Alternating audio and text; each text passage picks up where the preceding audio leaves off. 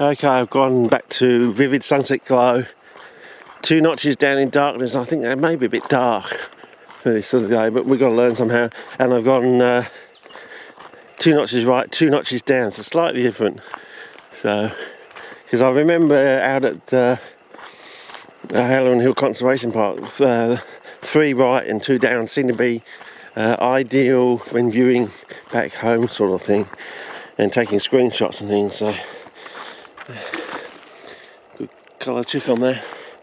You get a lot of those nice little furry looking plants. They do quite well.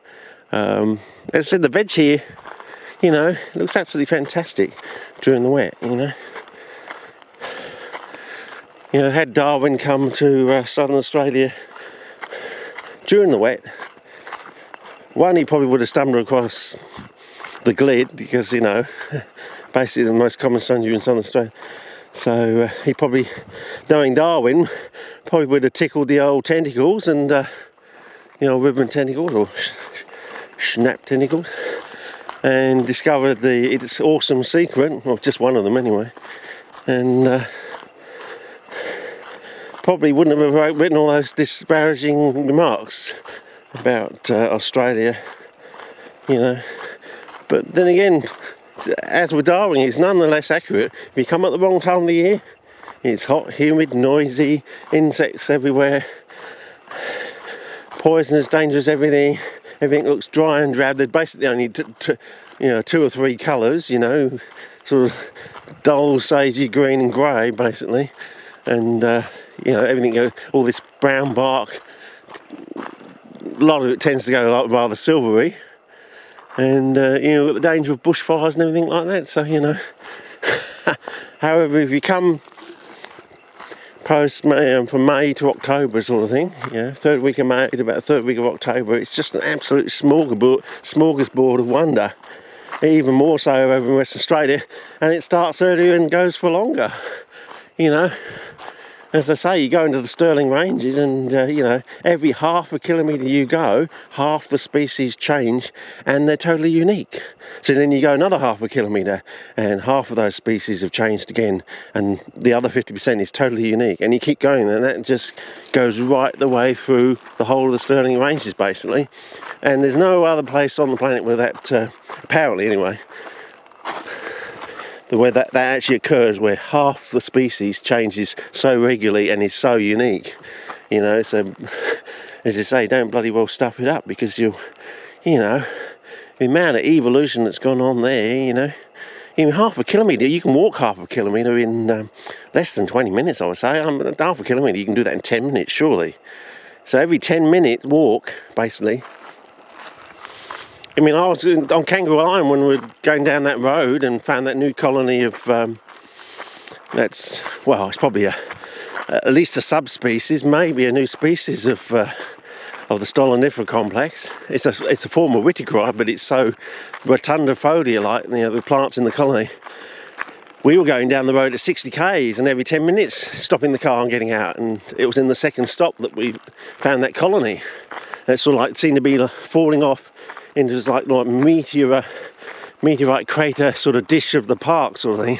So, presumably seeds have been rolling back down, germinating, growing and rolling back down, and that was probably part of the speciation.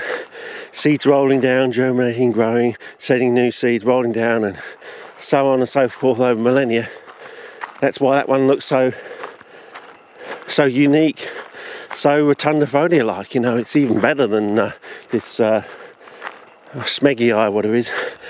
What was it called? Smutsii. It's better than Smutsii. If you think Smutsii is interesting, this one just blows Smutsii right out of the conservation park. So I don't know.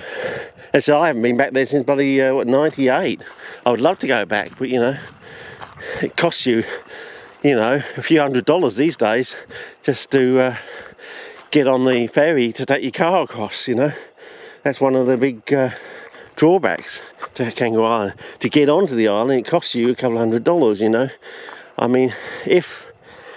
If the government subsidised that, the tourism industry would actually be, it could, the government subsidises and they take special taxes back from the island sort of thing, but in a nice sort of way, you know.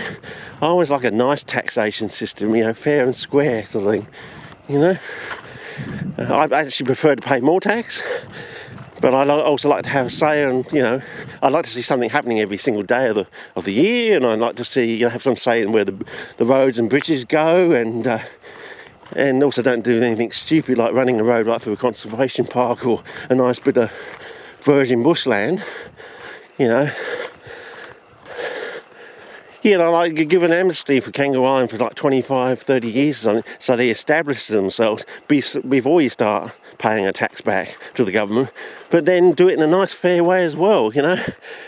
You know, because, you know, yeah, people realise that things don't quite work out right the first time, and there are pitfalls, and some people, you know, they need to have like a few goes to get off the ground, you know what I mean? And, you know, they've got to throw mud at a wall until something sticks. You know, then they get on their feet and get off the ground and start establishing. I mean, maybe they'll try 2 or 3 businesses and the first 2 fail, but then they get onto something and it just goes off like gangbusters. Then they're making, you know, money hand over fist sort of thing. That's the time you go in and say, well, you know, we'll tax you, but, you know, we know you had those 2 failures, so you probably have to, you know, offset a bit of that into your failures. And, you know, I think a caring, feeling taxman sort of thing, you know, something, you know, yeah, because that belies you getting honesty back from the other party, of course, doesn't it? You know, no one's hiding anything in offshore accounts, and yeah, as we're learning from these Panama Papers, they're almost like black holes. They've almost cut, the 1%ers almost cut themselves out of society. They don't really exist in our society. They exist in their society sort of thing. I always think it's rather funny about black holes. I'm thinking, well, surely they should be spheres, first of all. You know, they're saying that the smallest volume is a sphere sort of thing, you know, for area to volume ratio is a sphere. So we should be calling them black spheres. Then they say nothing gets out of nothing. Oh, wow. Oh, here we go, fellas. I think we've... how come I didn't see this on Google Maps?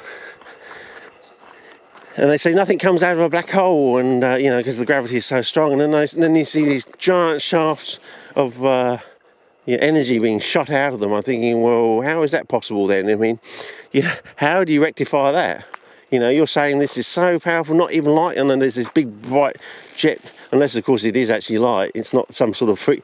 Well, it's all electromagnetic radiation, surely. Yes. I mean, so there needs me scratching my head, you know, thinking.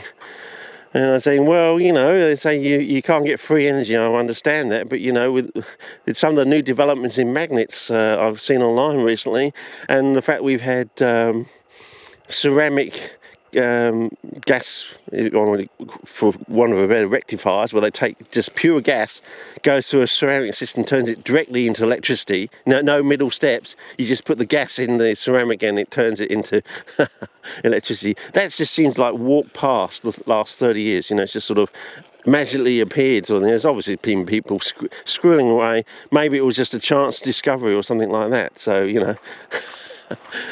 I'm rather sceptical with these sort of half-hearted poo-pooers. It's sort of poo-poo anything. Oh, that will never work. That can't possibly happen. And suddenly you get like a chance discovery and you think, oh, it is possible. And you know, you've had all this like 30 years of bollocks by someone, you know, can't get any funding, can't do this, can't do that. That's not possible. That will never work. You know, total, you know, years of negativity. And then it just sort of disappears magically once there's some sort of chance discovery, or you've had some bloke in some shed, some tinkerer, tinkering away for years, you know, pushing the wheelbarrow uphill sort of thing. This is my rant for the day, apparently. Pushing the wheelbarrow uphill. Yeah. Trying not to get shit to go every which way. And, lo and behold, they crack it eventually. And one, they don't get the rewards of all their labours, of course, and then all this sort of, there's no rectification for all that negativity, you know. No one tracks down these people that were all the poo-pooers and they say, weren't you dead set against this person for 30 years? And they just want to, oh, I'm supposed to be having an easy retirement now, but you've come and squirreled me out of the retirement and tracked me down. And they always seem to be so offended on camera that they've been caught out or tracked down, or, you know, they've made someone else's life absolute hell for years, being so negative. And usually what happens, no one even remembers them and goes, no one bothers to track them down. And just think what we could do if all that negativity was reversed and turned into some sort of positive thing, you know. Oh, anyway, this is going on far too long. It's 10 minutes now, but I think we'll just start and walk up to this helipad thing. It might be interesting.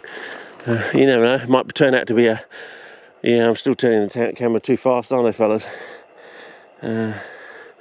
Maybe I'll try the next... It's getting really dark. I'll go up one notch or something. Or, yeah, okay.